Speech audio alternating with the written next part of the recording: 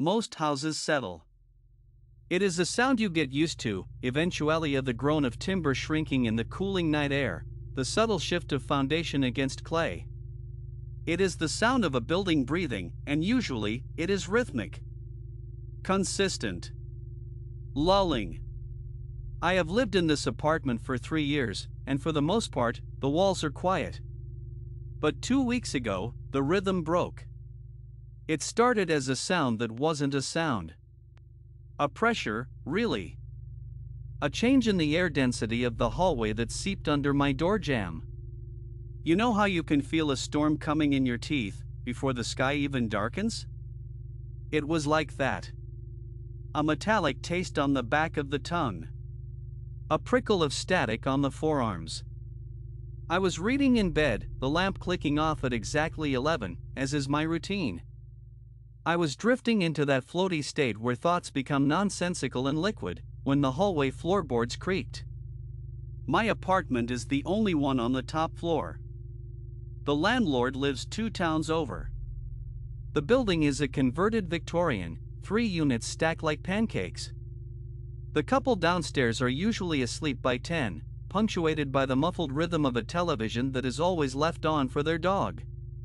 I waited for the familiar sound, but tonight, the downstairs unit was silent. The building felt empty, hollowed out, like a husk of an insect. And yet, there was a heavy, dragging tread on the stairs. You freeze, don't it to you? You stop breathing so you can hear better. Your heart hammers against your ribs, a frantic bird in a cage, and you curse the noise of your own blood. I lay there, staring at the rectangle of darkness that was my bedroom door. The footsteps were slow. Heavy. Not the hurried, light steps of a neighbor coming home late, but the deliberate, wet slap of a weight being lifted and dropped. Thump, drag. Thump, drag. They stopped at the second landing. Then, silence. I told myself it was nothing. I counted the cracks in the ceiling. I counted to 60. Then to 100. The silence stretched, thin and tight, like a wire pulled to its breaking point. And then, the smell hit me. It was faint, coming through the gap under the door. It wasn't the scent of rain, or damp earth, or even garbage. It was old meat. Coppery. Like a penny held in the palm of a sweaty hand, mixed with the sweet cloying scent of rotting lilies. Then came the knock. It wasn't a bang. It wasn't aggressive. It was 3 precise raps. Knuckle against wood. Asterisk tap. Tap. Tap asterisk. My throat went dry. The clock on the nightstand read 12:03. I knew the rule. Everyone who lives in an old city, in a building with thin walls and a history they don't talk about, knows the rule. You do not answer the door after midnight. You don't even ask who it is. You sit in the dark, and you wait.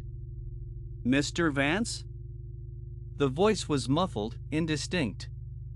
It sounded like my downstairs neighbor, Mark. But it was wrong. It sounded flattened, compressed, as if it were being played from a tape recorder that was running low on batteries. Mr. Vance, I need to use your phone. Mine is dead. I didn't move. I pulled the duvet up to my chin. Mr. Vance. I can hear you breathing. That is a lie designed to terrify you. It makes you want to hold your breath, to stop the very function of your lungs, to deny the predator its satisfaction. I squeezed my eyes shut. The air in the room felt cold now, a biting chill that bit at my nose and toes. The temperature had dropped 20 degrees in seconds. I know you're there, the voice said. It was closer now. Right against the wood. I could hear the wetness of the lips parting, the sticky click of a tongue against teeth. Please open the door. It's so cold out here. There was a scratching sound. Not a knock. A scratch. Like a key being dragged along the outside of the door, but uneven. Like a claw. It moved from the knob, up to the peephole, and back down. I lay there for an hour. I didn't sleep. I watched the shadows cast by the streetlights outside elongate and stretch across my floor. The scratching never stopped. It was a constant, rhythmic friction. Asterisk scritch. Scritch. Scritchy asterisk. It was the sound of something trying to wear down the barrier between it and you. Eventually, around 2 a.m., the sound stopped. The scratching ceased. The heavy silence of the building returned, settling like dust. I didn't move until I saw the gray light of dawn bleeding through the edges of the curtains. I waited another hour after that. When I finally opened my front door, there was nothing there. No footprints on the welcome mat, though the dust was thick enough to show them. The hallway was empty. But the air was still wrong. It hung heavy, stagnant, and the smell of old copper was stronger now. I looked down at the wood of my door. There were scratches there, deep gouges in the oak, but they weren't made by a key. They were too deep, too parallel.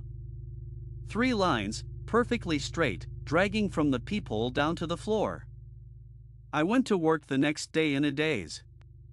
I came home when the sun was still high. I bought new locks. Deadbolts. A chain. I felt safer with the sun up. You convince yourself that the monsters are nocturnal, that they shrink away like vampires at dawn. You rationalize. You tell yourself it was a prank. A drunk neighbor. A gas leak. But that night, the atmosphere in the apartment changed. It felt hostile. At 11:45 p.m., I locked the deadbolt. I slid the chain into place. I sat in my armchair in the living room, facing the door, with the lights off. I wanted to see it coming. I didn't want to be in the bedroom this time. I wanted to face it. I needed to know if it was real. The silence in the building was absolute. The downstairs neighbors were gone. The house was a shell. At 12 a.m. exactly, the hallway light flickered. I saw it through the gap at the bottom of the door, the yellow light wavering, then dying into blackness. Then the smell returned. It was suffocating this time. I put a sleeve over my nose, but it didn't help. It smelled like formaldehyde and dirty hair. Asterisk tap. Tap. Tap asterisk. 3 knocks. Soft.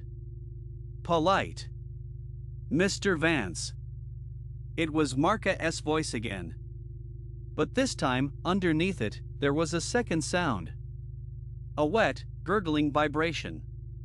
It sounded like a drowning man trying to speak underwater. Why didn't you open the door last night, Mr. Vance? I was so lonely. I gripped the arms of the chair until my knuckles turned white. I didn't speak. The rule is absolute. You do not engage. Engagement is an invitation. I brought you something, the voice slurred. I want to show you. There was a soft thud against the bottom of the door. Something heavy and wet being dropped. I heard the handle turn. The metal of the knob twisted violently, clockwise, then counterclockwise. The deadbolt held. The chain held. But the wood frame groaned. It was a low, agonizing sound of timber splintering under pressure. Whatever was on the other side wasn't using a key. It was simply pulling. It was tearing the metal components out of the wood by sheer force. Open the door. The voice changed. It dropped the facade of Mark. It became something else. Something ancient and dry. It sounded like the rustle of dead leaves. The scratches are on the inside tonight, Mr. Vance. My blood ran cold. I looked at the doorframe. The scratches. I had seen them on the outside of the door this morning. But the voice said inside. I slowly reached for the lamp on the side table,